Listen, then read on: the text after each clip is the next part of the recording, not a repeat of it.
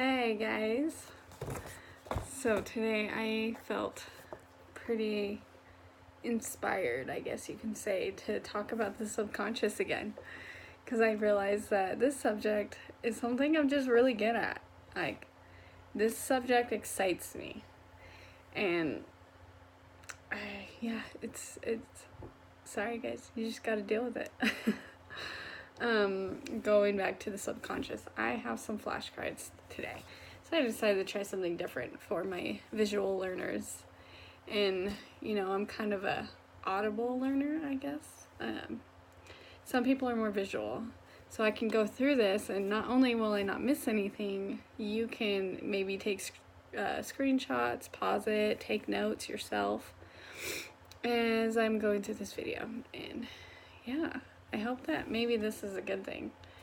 It's kind of like I'm starting to follow intuition a lot more when it comes to my videos. And so, yeah, let's get started. So I want to talk about the subconscious. And I know this is not something new that I've talked about, the way the universe works and the law of attraction.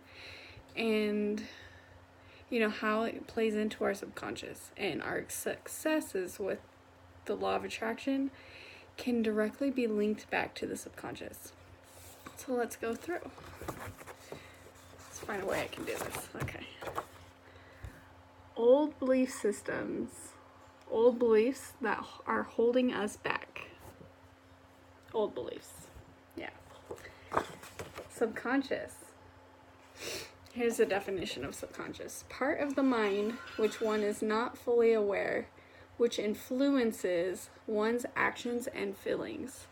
So when you look at this definition, tell me that doesn't raise some red flags. If our subconscious has control over our reactions, why are we not studying this more? Why are we not asking our questions why? And how are we not exploring this? If my beliefs are coming from our subconscious, doesn't that make it important? Those are my thoughts. I'm a curious person, so whenever an idea comes to me, I need to know. I need to explore this, and I need to find answers for this. So, subconscious. So, I had a friend, her name is Ashley, and she's amazing, but she posted a video about the subconscious and, what her mentor was talking to her about, and it clicked. I forgot about this completely, but our conscious mind, that's our awareness, the part of ourselves that we're most familiar with, our conscious mind, our thoughts. So this only amounts to 10% of ourselves. All the rest is in the subconscious mind. So when you look at the conscious mind, that is willpower, ego, logic, and critical thinking, for my overthinkers out there like me. And subconscious is our beliefs, our emotions, our habits, what does that say? Values, reactions, imagination, and intuition. All that comes from our subconscious. That's a lot. That is a lot. So go ahead and kind of memorize that for you. Take a screenshot, take some notes. So when you think about how much of our emotions and stuff comes from the subconscious mind, it's how can we possibly manifest things in our lives when we have subconscious beliefs that are holding us back? And I am going to go through some of the most common old beliefs and where they come from and what we can do to let them go. So, in the back of this card, flashcards. I love flashcards. Let's see, childhood conditioning. Right there.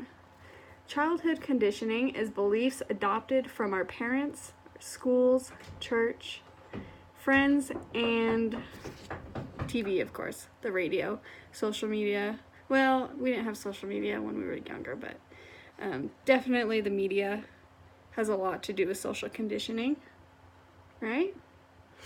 And then also the way that we perceive events that happened in our childhood. So here's a good example.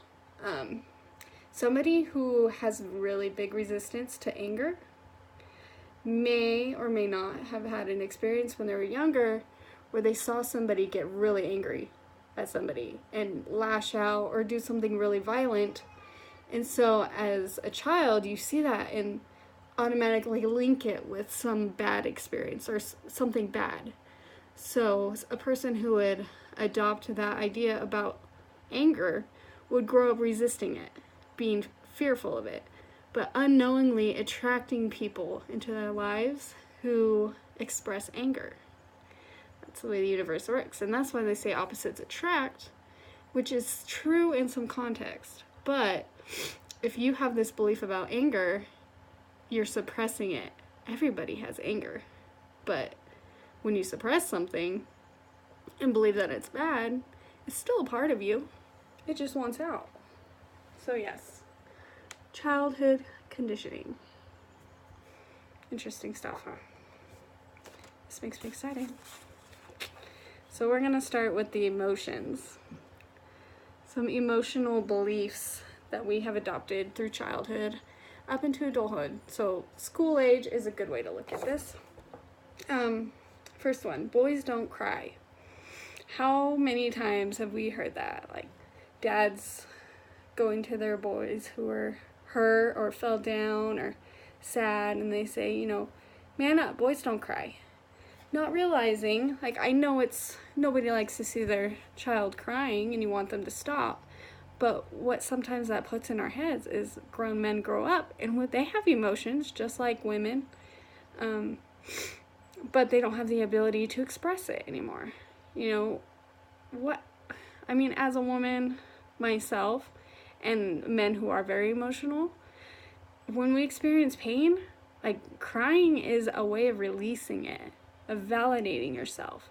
And when we cry, it helps us get over it faster. Like, let's express it, because when we fight it in or hold it in, what you resist persists, and you're going to keep manifesting more situations that trigger that sadness. And one thing about depression, it's very close to apathy, which is a lack of feeling. So when you grow up and you're not allowed to express sadness or express emotion, anger, whatever it is, and you suppress it, it becomes apathy, which can manifest as depression. So there's some thoughts there for you guys. Another one is you're okay. Be strong, not weak. Again, this is kind of like the female version of it. When our kids are crying, and you're like, you're okay, it's okay, don't worry, it's okay. Again, that's not validating the source of the sadness. Sometimes with Charlie or Kennedy, if they're crying, I ask them, like, did it hurt? Did it scare you? What happened? Where is the sadness coming from? And a lot of times it's like, it scared me when I fell, or it actually physically hurt. So I'm validating them and allowing them to express the true emotion behind the event. And so oftentimes, like, oh yeah, like I fell and it hurt, like it does hurt, but I feel better now. I'm not gonna hold it in and it come out 2 hours later with a temper tantrum. Stop being emotional. It's not a big deal. Again, that's the same thing, but just different wording. It causes the same suppression of our emotions. And this one I talked about, negative emotions are bad. That's the one where we're perceiving outside events and linking it with something negative. So whether it's anger or sadness or just anything, there are no bad emotions. Anger, it's all secondary emotions. Sadness, it's secondary. A lot of times we experience anger and sadness because we had boundaries crossed. And so when our boundaries are violated, we get angry. It's a protective mode. And so if you're not able to express or feel that and express it healthily, we suppress it, and it kind of puts this thought in your subconscious, well, they violated my boundaries, but I'm not going to do anything about it, so therefore It's okay for people to treat me that way. So that is a good example. Emotions. So now we're moving on to affirmations.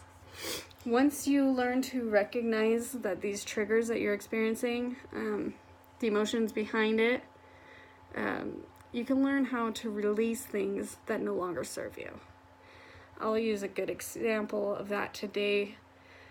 Not today, but my mom's visiting, and we already talked about this, so don't worry, I'm not throwing her under the bus. She doesn't know better. But it was early in the morning, and she started washing the dishes, and I kind of like to keep everybody asleep. I wake up early, she wakes up early, but she started washing dishes, and I asked her nicely, like, please don't do that right now. And she just kept washing them, like completely ignoring me and washing them. And then I kind of just like took it in, and not realizing how badly that affected me, that she didn't listen to me. Like, that was a trigger from my childhood and not having a voice. And I just got so grumpy, and like the whole rest of the day and the next day, like, I just kept being triggered. Charlie wasn't listening to me, or not, I wouldn't say listening to me, but fighting me about everything. And it didn't hit me until I was about to drink my coffee, and I was like, oh, it's because she violated my boundaries, and I didn't say anything. I just let it slide. And so that kind of made me feel like I was weak again, like I didn't have a voice again.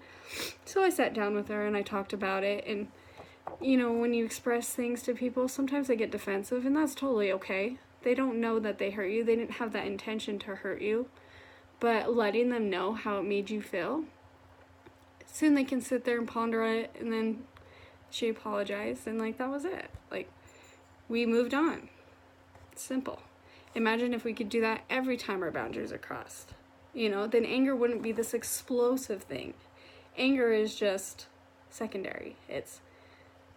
You're alert that your boundary was crossed. So now you can speak from a loving voice. Be like, okay, that one hurt. Let's not do that again. Okay, so I'm going to go through affirmations. Affirmations are kind of just, once you change a belief, you got to replace it with something positive. Replace it with a new belief. So here is one. Every emotion I experience brings me great self-awareness about my beliefs per my life experience. So that's basically validating your emotions. If you feel angry, if you feel sad, if you feel happy, these are reflections of your subconscious beliefs, and they're a part of you. And then second, my emotions are true and valid. As I become aware of my emotions, I can choose to release the beliefs behind them, which no longer serve me. So, memorize those. Take screenshots or make your own affirmations. I mean, you can always change something. I used to think that when somebody told me something that I had to use that word for word, without realizing that if I just change it and make it unique to me, it means it has so much more meaning. You can't hand somebody a sentimental stone and say, this is sentimental to you now. No, you find your stones and they become sentimental. Yeah, so next up is love. Self-love, loving relationships like boyfriends and girlfriends and friends, and then love from our families. Old belief systems. Put others before yourself. So just experience. Used to take care of everybody, and I would never leave myself enough love for myself. And so it always hurt me when I would give, and then people would just take. And that's what this belief system can cause. That's what relates. The universe doesn't know. It's like, put others before yourself. That means that they are more important than you. Not healthy. True love never dies. I love this one, because I used to have this thing where it was like, it was hard for me to understand marriage and how, people talk about the sanctity of marriage. But then I'm like, how can something be so sacred and so eternal, yet we're allowed to get divorced? And, the more and more divorce became normalized, the more we changed these beliefs in, like, just the church. It became more widely accepted. And I'm thinking, well, if true love never dies, explain divorce. Why do people split up? Okay, well, here's my take on that. So, when I was talking about our subconscious and how it reflects in other people and our surroundings, same thing with relationships. You may have met somebody who is mirroring your subconscious and helping you grow.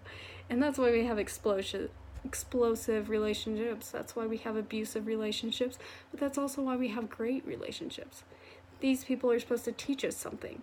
But once we get to a point, when we talk about like physical abuse, it's like as soon as I want to say victim, not really victim, but the student, I like to see people as students.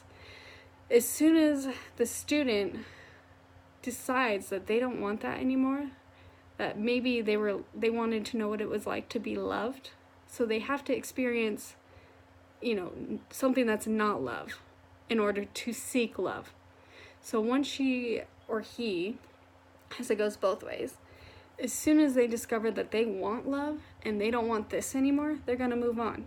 And it's going to be easy. I always say, don't leave a relationship prematurely, because it's premature when it still hurts. When you can move on or like let people go out of your lives and it doesn't hurt anymore, that's when you know the right time. Like you've learned from this and you're ready to expand. So, true love never dies. I believe that everybody comes into our life based off of agreements and contracts on the other side. So you're not really losing that person. You'll see them again, and then you'll high five at the end of this life and be like, thanks. I learned exactly what I needed to. Okay, so love relationships make us happy. That's an illusion. We make ourselves happy. I don't want to put this negative stigma on relationships, because you can absolutely have a full and loving relationship, but you have to make sure that you're full yourself in order to attract this person into your life. Because if you have feelings of insignificance, you're going to attract somebody who reflects that insignificance and that insecurity. So loving yourself fully and completely first will make way for that perfect partner. Pick your battles. I hear this one so much. That's basically putting this belief that only certain triggers are important to work through. And I want to put out there, like my situation yesterday or the other day with my mom. I had a bunch of little tiny incidences, you know what I mean, that came up after that. But understanding the battles that you want to address are the big ones. The original source event. A lot of times you fight with people and they name all these things that you did like over the course of years that pissed them off and they didn't realize like that one incident that started it all is the source. That's the only one that's important. And so if we learn how to not pick our battles, but when something happens to speak immediately about it, then we won't have all these little battles to choose from. Okay, so next one, marriage is 50-50 or compromise. Again, your partner is going to be your mirror, always. And that's the thing where it's like when people view things as 50-50, that in a relationship, not everybody is at their peak all the time. If we were peak all the time, then that would be so easy to compromise. But that's not the way it works, is we all go through cycles. And when you have a loving partner, that partner is going to allow you to be weak. They're going to love you through your hard times. And when you're feeling insecure or jealous, or they're going to love you through that and help you work through things. They're not going to throw it in your face. And when I say 50-50 is sometimes it's going to be 20-80, Sometimes it's going to be 0 and 100. But it's a balance. It's always helping your partner grow and being unconditional, and also recognizing when you are advancing and growing and the other partner doesn't want to grow or refuses to, you can't hold yourself back. So nothing is 50-50. Love and relationships are just like energy, just like money, just like breathing in and out, in and out. And some couples grow together and some don't, and that's okay. So love is hard to find. I hear this so much, especially from my middle-aged single friends, and it's not hard to find. But like I said, if you don't love yourself fully and know what you want, then obviously those boundaries are so high and you become so resistant to love. Like, you don't want to be hurt, and you're sick of fuckboys. Excuse my language, but I hear that one all the time. Like, women who view the negative sides of men are resisting men. If you only focus on the boys, or vice versa, you know, what is a thought. I feel ridiculous saying that, but like, guys will sit there and be like, all these thoughts, you know, like, if that's the one you're focusing on, like, you're only going to attract those types of women. If you focus on what you want and the good qualities in women that you love, those are the women that you're going to notice. You know, I said it. So affirmations. Let's see. I am at peace with myself, with the whole world. I love everyone and everyone loves me. That's an easy one. If you feel love and you only focus on love, that's all you're going to see. Love shines within me. I am attracted to love that is around me. Again, shine with love. Smile. You know, don't focus on the negative things in the world. Don't focus on the bad events, because as many bad events as there are, there's a ton of amazing ones that will just make you cry because they're so beautiful. It's all on what you focus on. Love wants me. My vibration is love. I am love. So I'm going to hold these up. So that was a good one. Love, love, love. All right. Moving on to my favorite one. This one was the hardest for me to get past. I still kind of struggle with it, but I'll tell you why. Money. Money, money, money. Money is the root of all evil. This is a big one for me because I really truly used to believe that. Like, rich people are selfish and greedy and only get their wealth through, you know, being evil, doing bad things, scamming people. You know, that is such a false belief system, because just like negative and positive, like, it doesn't make them negative, but just like there are people who scam people, there's also very amazing people who have money, who donate, who give so much back to the world. And we don't focus on them when we have this thought that money is the root of all evil. So when you have that belief, you don't want to be evil. Of course not. So you will stop yourself from earning money, because subconsciously, if you have money, you're going to be evil. Subconscious doesn't play jokes. You know, subconscious doesn't understand sarcasm. Sorry about my nose. It's kind of cold in here. So, I am broke. Don't have enough. So we all say that. When you use the word am, I am something, you become it. You're emphasizing it, that you are that thing. So when you say I am broke, you're basically identifying with brokenness. How are you supposed to earn money or attract money if you're broke? It's impossible. So stop saying I am broke, or I don't have enough, or yeah. Don't ever use I am unless it's something positive, like I am beautiful, I am smart, because yeah, like I said, you're going to become it, and you're going to reflect that out. Let's see. The rich get richer and the poor get poorer. That's also bullshit. Some of the richest people in the world, look at Oprah, look at Tony Robbins, look at Dean Graziosi. They all started from nothing. And they proved this one wrong. And it wasn't luck. It was changing your mindset. They all had a mindset change. They learned from their circumstances and went in the direction of what they wanted. So when people say the poor get poorer, the rich get richer, you can accept that belief. But if you're poor right now and you believe that you're going to get poorer, by law of attraction, so it is.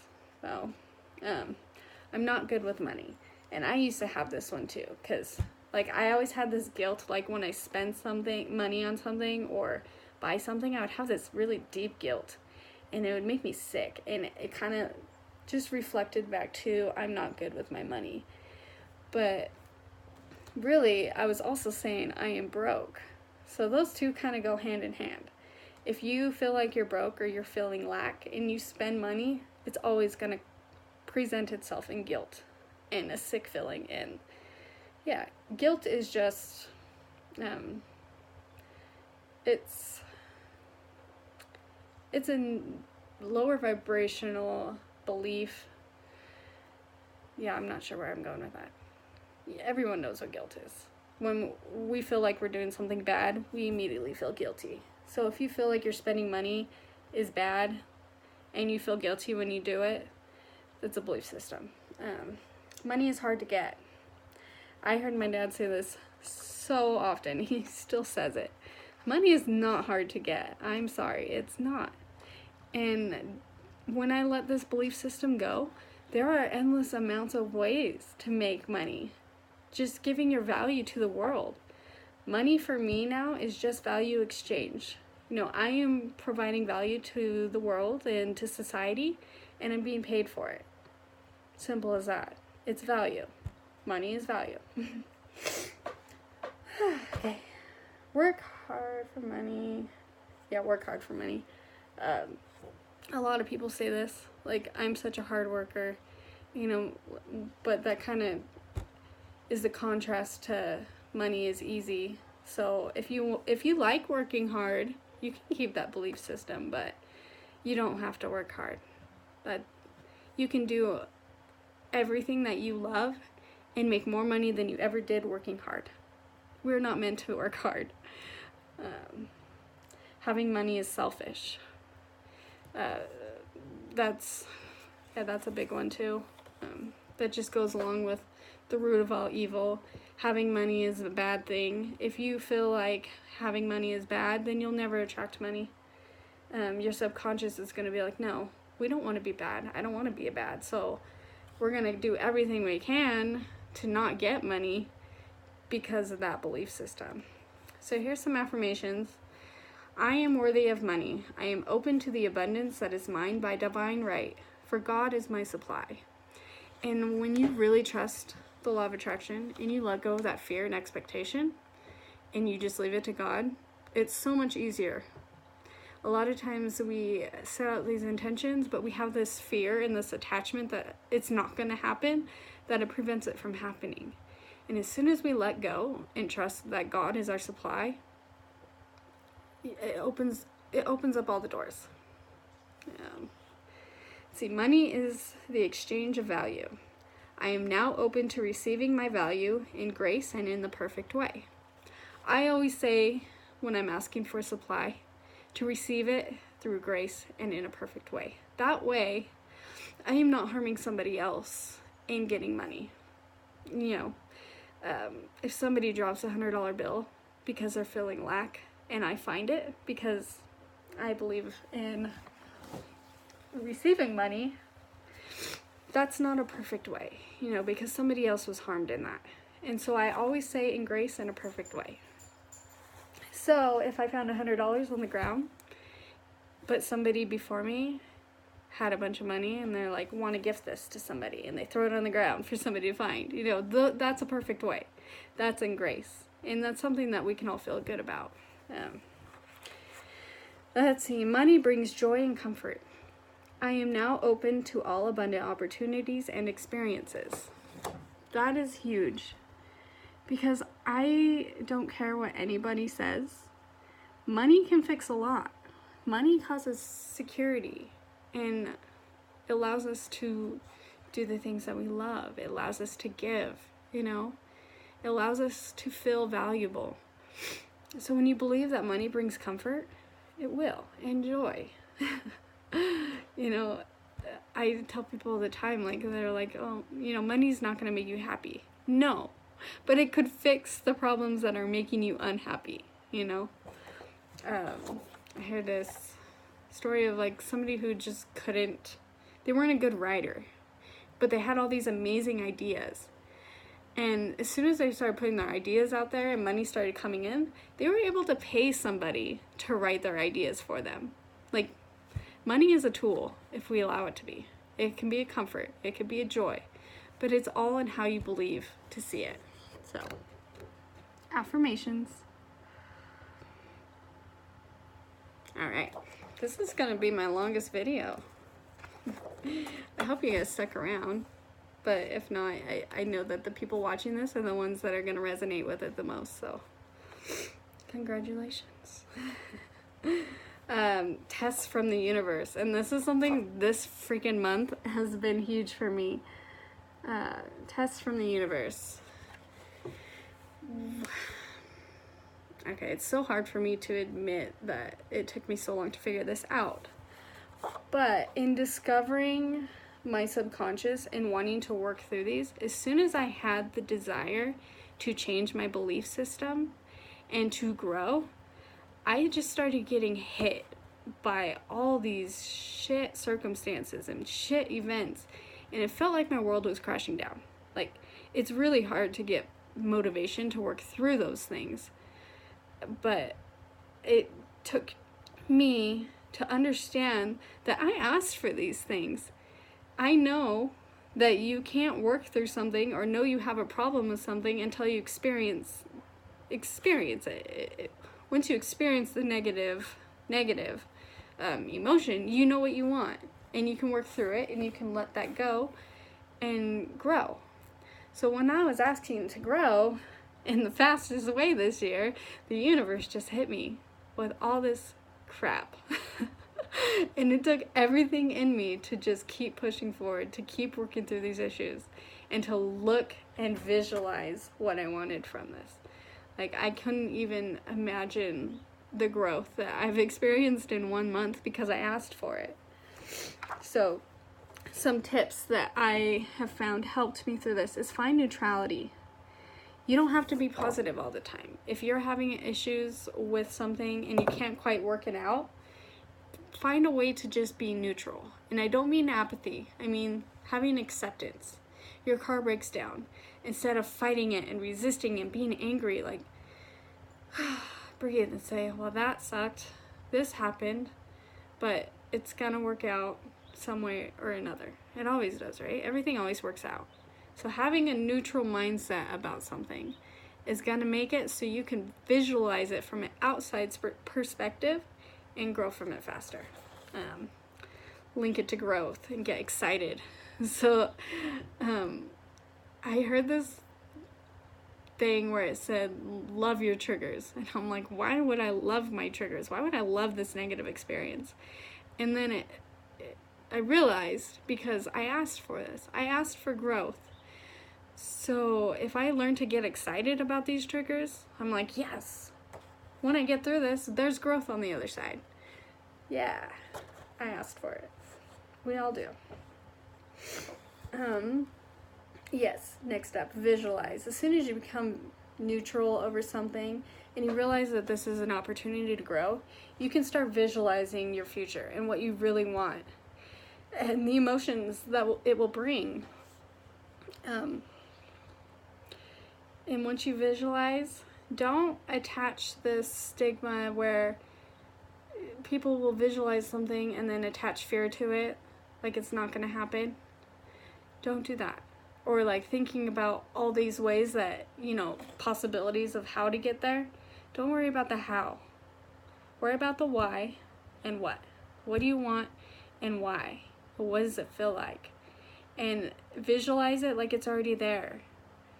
And it's very hard for us to let go of the left side of the brain, the logic, the critical thinking side of our brain, to like try to control how it's going to happen.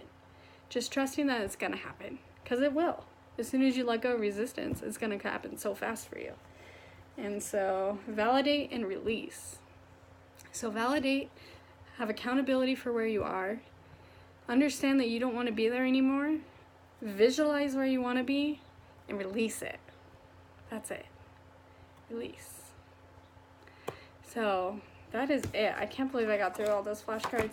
It's amazing that if I didn't have these, I probably would have cut this video shorter, like 10 minutes or something, because that's amazing. Flashcards. All right, guys.